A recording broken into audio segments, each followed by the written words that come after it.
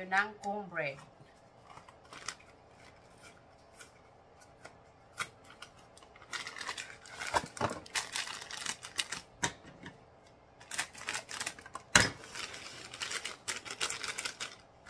Ayan, 2 box. Sabi dito ay 1 pack cornmeal, 1 eggs, and 1/4 of cup of milk.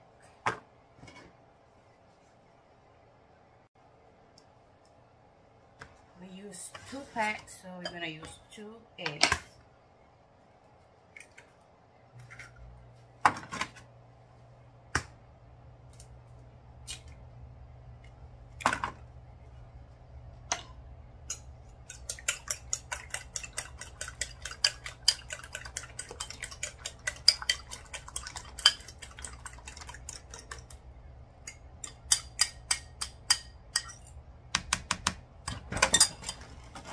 And then you're gonna put some whole milk. 1 and 2. Every pack is supposed to have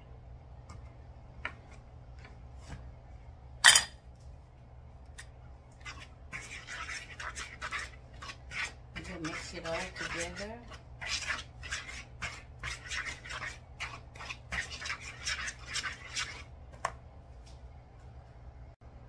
Ayan, na-mix ko na yung aking cornbread. Andito yung aking pan. Isprihan ko muna siya para hindi dumikit yung ating cornbread.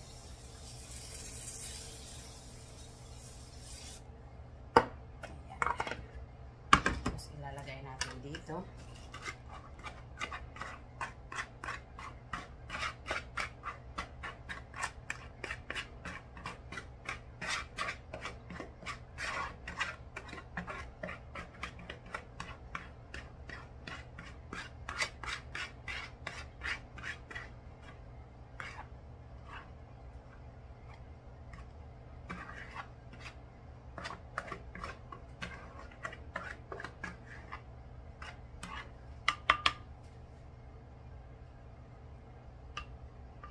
Flatten lang natin para even yung kanyang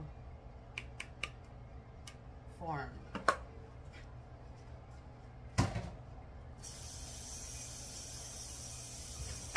Ngayon, ganyan ang itsura niya. Lagay natin siya sa oven.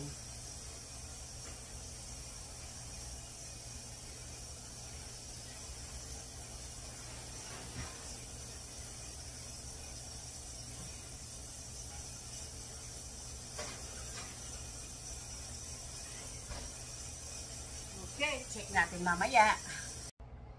Ayan guys, hihiwain ko na yung aking bell pepper here. I got 3 kind of bell pepper. I have this color and red and green and white onion. Pare-pareho lang ang hiwa nito guys. Kita ko lang kung paano. No? So, dice yun lang siya ng maliit na ganyan. Okay? Kita pong mamaya sa inyo pagkatapos ko sa lahat. Alright guys, I got 2 sticks of celery here. I'm gonna chop it the same size of my condiment here.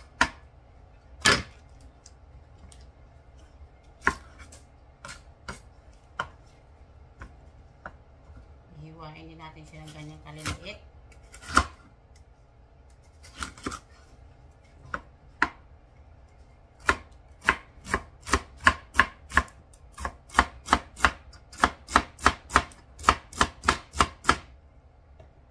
Okay guys, I'll check with you in a minute. Ayan guys, oh, hinarvest ko to sa aking garden. Mayroon akong thyme, saka oregano, parsley, and green onion. Ilalagay ko rin ito sa aking cornbread stuffing.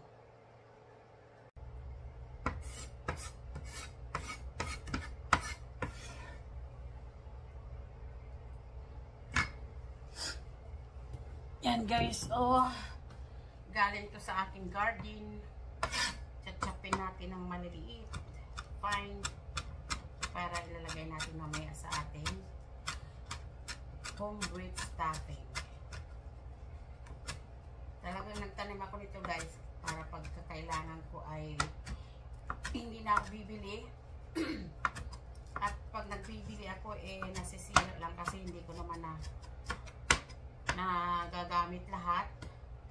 Kaya talagang nagtanim ako sa aking munting garden. Ayan. Itong green onion. Ang bilis niya tumubo guys. Pinili ko rin ito para gamitin ko sana sa pagluluto ko ng egg raw ay hindi natuloy.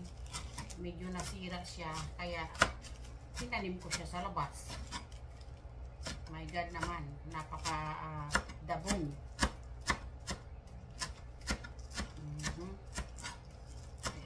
Hindi ko na rin kailangan bumili ng green onion.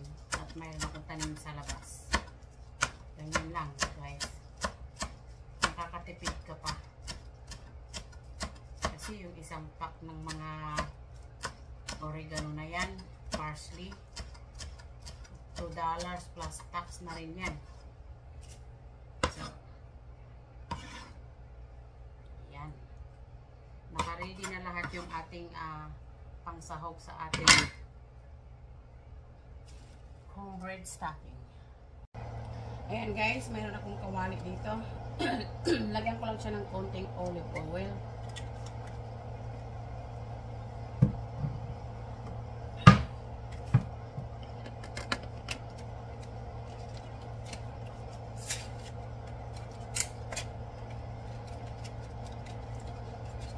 At mayroon akong butter dito. Mayroon akong butter. Unsalted butter. Ilalagay ko lang itong isang stick dito.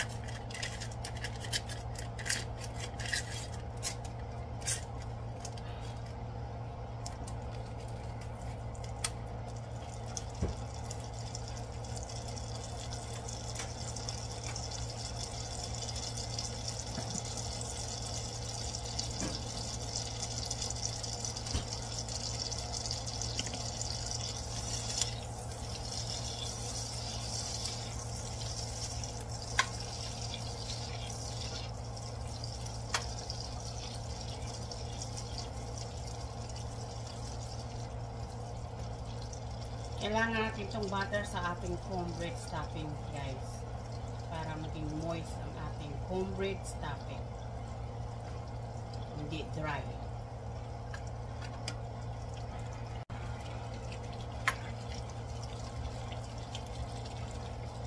Ayan guys, melting na yung ating butter. At ready na ilagay itong ating celery, onion, and bell pepper. 3 color of bell pepper. Green, orange, and red.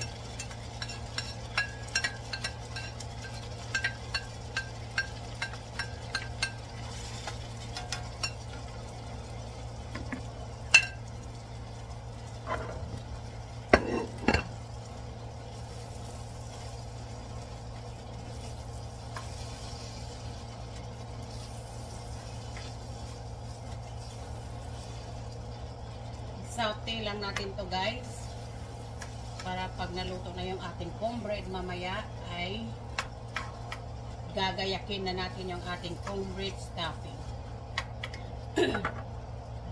Hindi ko siya nilagyan ng fresh garlic, so gagamit tayo ng garlic powder.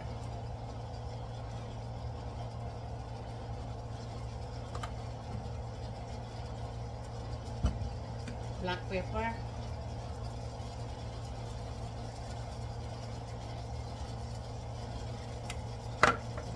And chicken oil.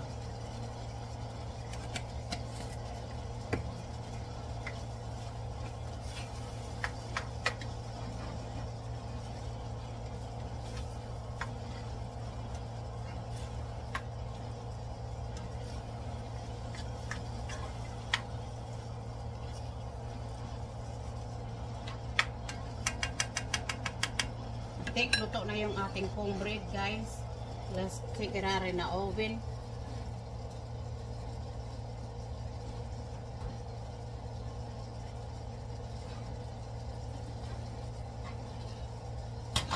Yan guys, luto na yung ating cornbread.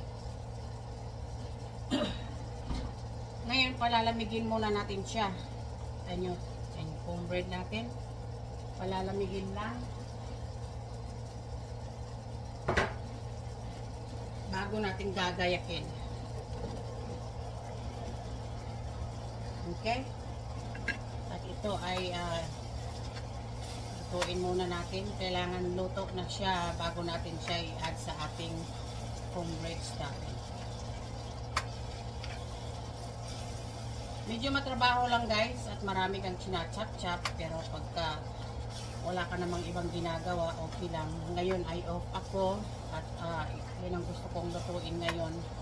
At niluluto lang ito guys pagka Thanksgiving, Christmas, pero para ako nagki-crave niyan. Kaya magluluto tayo nito ngayon.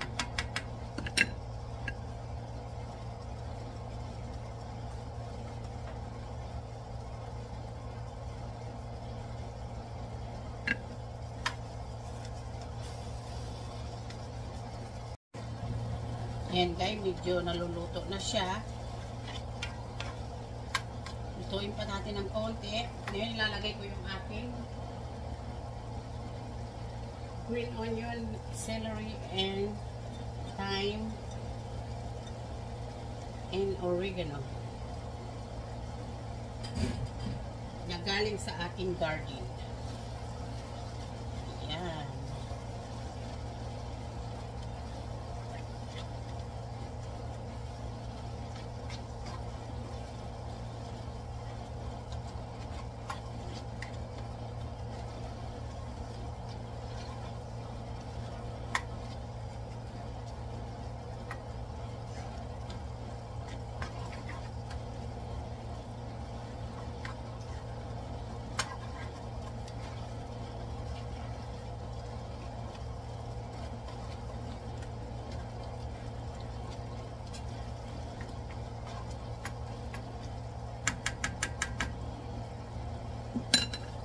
Masarap guys, nilagyan ko ng panglasa yan.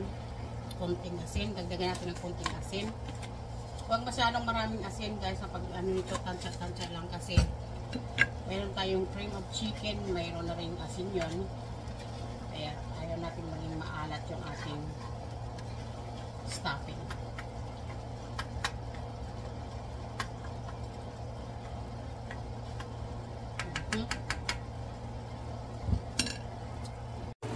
Yan guys, oh. I think ay luto na siya. Patayin na natin yung ating stove. At maya-maya ay gayatin ang ating stuffing.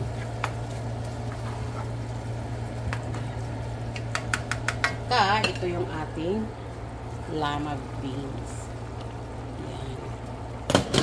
Masarap na rin siya. Nilagyan ko na rin siyang flavor. Hi guys. Okay guys, mayroon akong cream of chicken. Kasama yan sa ating recipe. At mayroon akong chicken broth. At mayroon akong crackers. Ayan guys, ilagay na natin together yung ating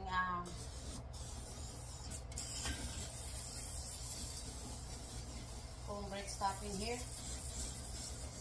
Una ay lagyan natin ng spray yung ating pan para hindi dumikit yung ating stuffing. Pinauubusan na. Okay, I think that one is empty.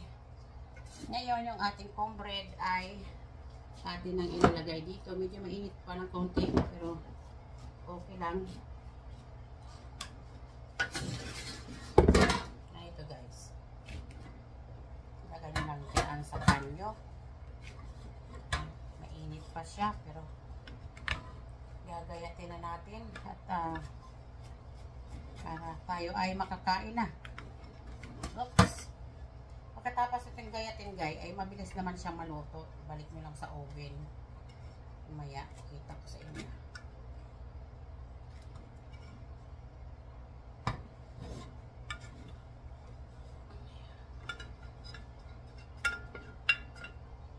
Ayan.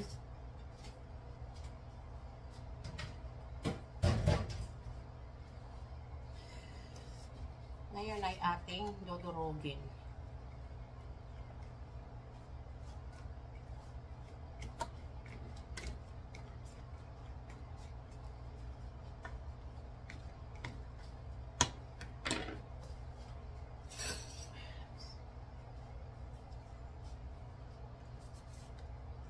Mainit pa eh. Gusto ko ang lamutakin ang kamay ko eh. Kasi ganyan ako magluto. Talagang ginagamit ko yung aking mga magic kamay.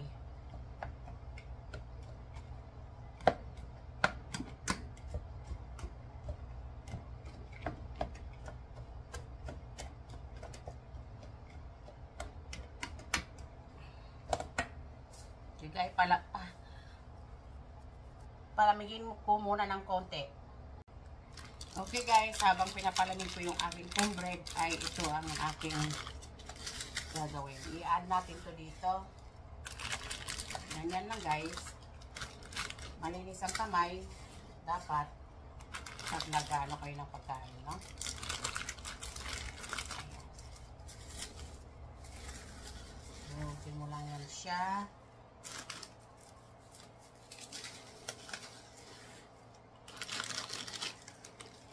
Dalawang balot ang gagamitin ko sa aking stuffing.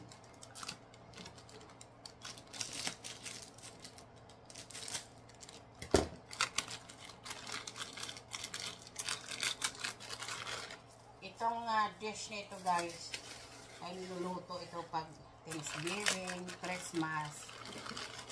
You know, namimiss ko siya kaya nagluto ako ngayon. Kasi matrabaho siya guys. Kaya dapat wala kayong ibang ginagawa. Pag may gagawin nyo ito. Maraming chop-chop, maraming halo-halo. Ayan. Hinihalo natin na mabuti.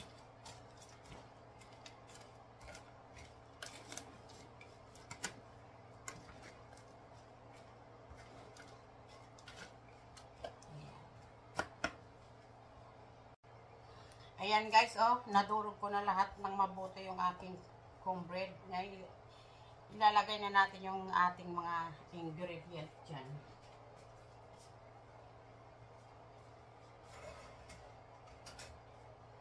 Ito yung ating niluto kanina, i-add natin dito.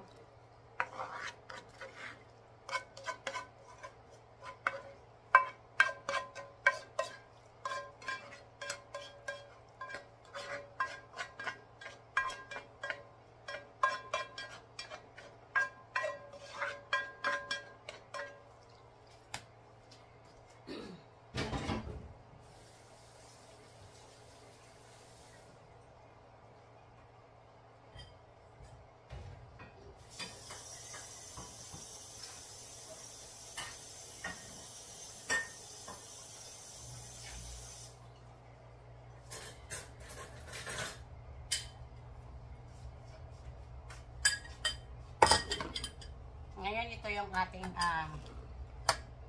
cream of chicken.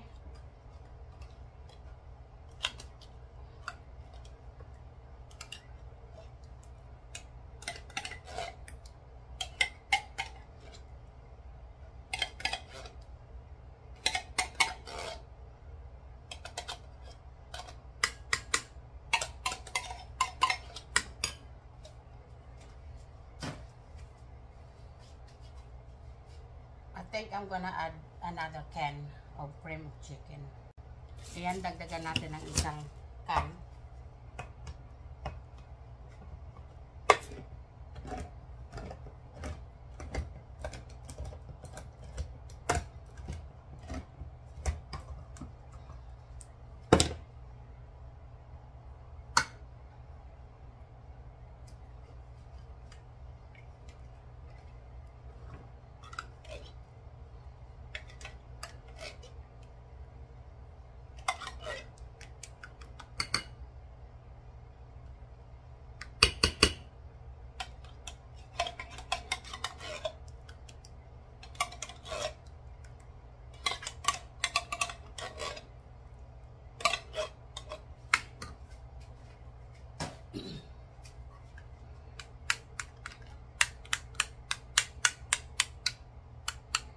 i-add lang natin dito guys.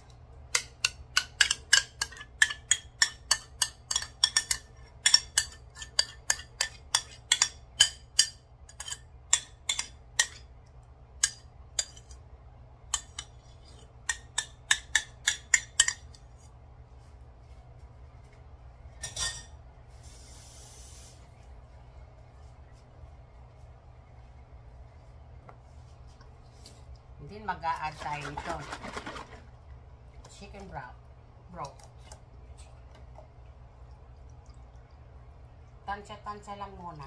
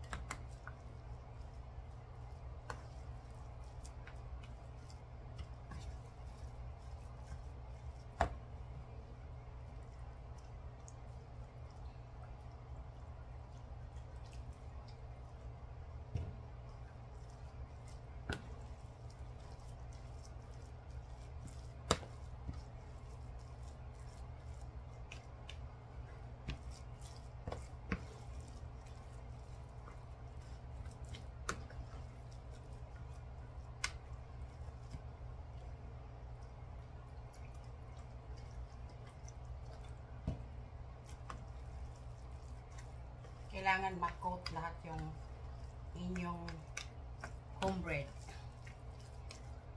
Mahalo siya ng mabuti. Para lahat ng nilagay nyo ay pantay-pantay ang kanyang lasa.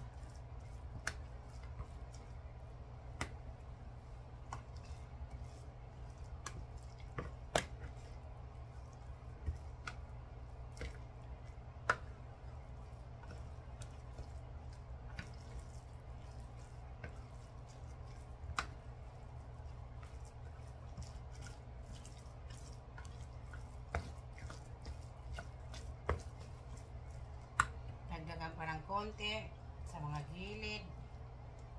Ayan.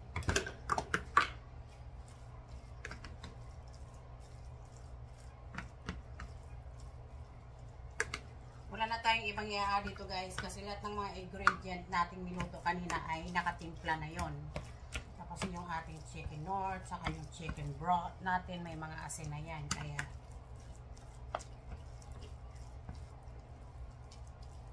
okay na ito siya.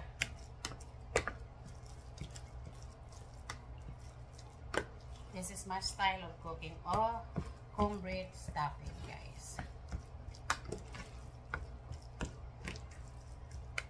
Subukan nyo to guys, masarap. Saka hindi naman mahal gawin. Mura lang naman yung GP cornbread. Yung crackers, yung mga vegetable, yung cream of chicken, mura lang naman yan sila. Kaya okay guys, dapat ganito ang kanyang itsura. Okay? Ayan guys, oh, ready na siya. Ibalik sa oven. Mga 25 to 30 minutes ay luto na yan siya. Kailangan ganyan yung kanyang texture. See guys, yan. Yan o. Hindi siya matubig, hindi siya dry. Tamang-tama lang ang kanyang texture. So, ilagay na natin siya sa oven para maumpisa na ang pagluto.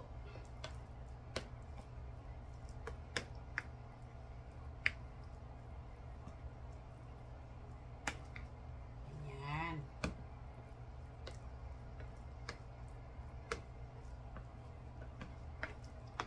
At dapat ay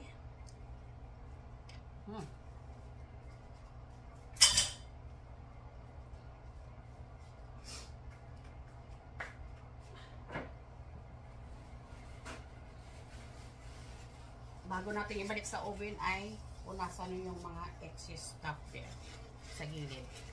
Kasi yan, madali masunog yan guys. Para malinis tingnan yung ating niluluto.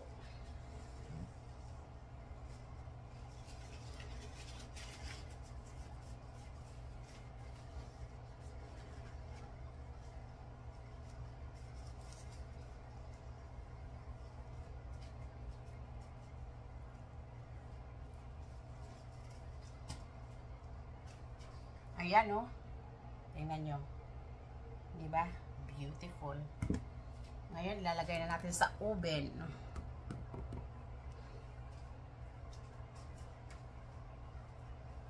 Adjustin na natin dahil nandito yung ating pot roast.